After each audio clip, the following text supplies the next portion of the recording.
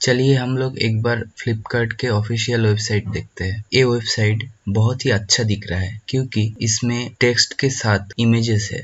इसमें background image, product image, even यहाँ पे जो लोगो यूज किया गया है वो भी एक इमेज है। हम लोग सीखेंगे वेब पेज में कैसे इमेज ऐड करते हैं। Hi, welcome to our web development training program. मैं Prasenjit Debnath from Pro School. Let's start. Image add करने के लिए पहले हम लोगों को इमेज को किसी फोल्डर में रखना होगा, फिर उसी फोल्डर का पाथ हमारे प्रोग्राम में डिफाइन करना होगा। तो आसानी के लिए हम लोगों को सभी इमेजेस को एक ही फोल्डर में रखना चाहिए। तो हम लोगों का पेज में हम लोग एक नया img फोल्डर क्रिएट कर लेते हैं और इसमें सारे इमेजेस रखते हैं। हम लोग यहाँ पे एक div ऐड करेंगे और इमेज इंसर्ट करने के लिए img टैग का यूज करेंगे। यहाँ पे हम लोग src एट्रीब्यूट यूज किए इमेज का सोर्स डिफाइन करने के लिए। src एट्रीब्यूट href एट्रीब्यूट की तरह ही काम करता है।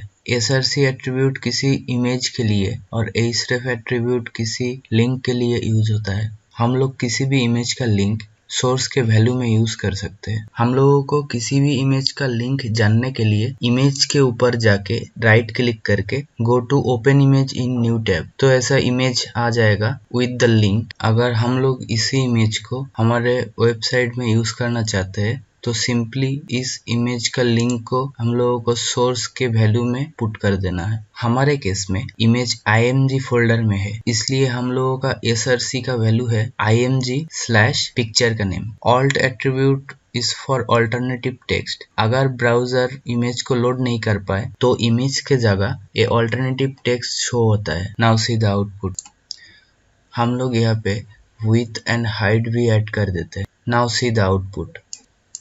यहाँ पे हम width and height 300 pixel set किए। यहाँ पे हम लोगों का इमेज का ओरिजिनल साइज बहुत ज्यादा है तो हम लोग विड्थ एंड हाइट से इसे छोटा कर दिए। अगर हम लोग छोटा इमेज को विड्थ एंड हाइट से बड़ा कर देते हैं तो वो पिक्सेलेटेड हो जाता है, और अगर बड़ा इमेज को हम लोग विड्थ एंड हाइट से छोटा कर देते हैं तो उस इमेज को लोड करने में ब्राउजर ज्यादा टाइम ले लेता है। इसलिए हमेशा एग्जैक्ट साइज यूज करने का कोशिश करना चाहिए। हम हमारे इमेज के साथ कुछ टेक्स्ट भी ऐड करना चाहते हैं तो I will simply add a paragraph tag and write some text in it. Now see the output. अब हम लोग चाहते हैं images in left side and text in right side, तो इसके लिए हम लोग फ्लोट प्रॉपर्टी यूज करेंगे। यहाँ पे हम लोग id एट्रीब्यूट यूज करेंगे। हम लोग यहाँ पे क्लास एट्रीब्यूट भी यूज कर सकते हैं। पिछला ट्यूटोरियल में हम लोग id क्लास एट्रीब्यूट यूज करना देख चुके हैं। क्योंकि यहाँ पे एक ही इमेज है इसलिए हम लोग id एट्रीब्यूट यूज कर रहे हैं। एंड ऑल्सो स्टाइल शीट में जाके इमेज id सिलेक्टर डिफाइन करके फ्लोट लेफ्ट कर देते हैं। I have added padding also. Now see the output. यहाँ पे image is floating left and the text is right. बड़ा वेबसाइट क्रिएट करने के टाइम में हम लोगों को हमेशा डिप टैग क्रिएट करना चाहिए। तो हम लोग यहाँ पे एक डिप टैग के अंदर इमेज और पैराग्राफ रख देते हैं। अब यही कोड हम लोगों का ओरिजिनल पेज में ऐड करेंगे। तो हम लोग index.html में जाके हमारा डिप प्रॉपर्टी कॉपी पेस्ट कर देते हैं एंड यहाँ पे हमारा डिप प्रॉपर्टी को एक id देते हैं। id means identity. देन हमारा स्टाइल शीट में जाके उसी डिप id का ओवरफ्लो ऑटो कर देते हैं। हम लोग जब भी किसी डिप एलिमेंट में इमेज इंसर्ट करेंगे उसका हमेशा ओवरफ्लो ऑटो कर देंगे ताकि वो ओवरफ्लो ना करे। Now see our web page.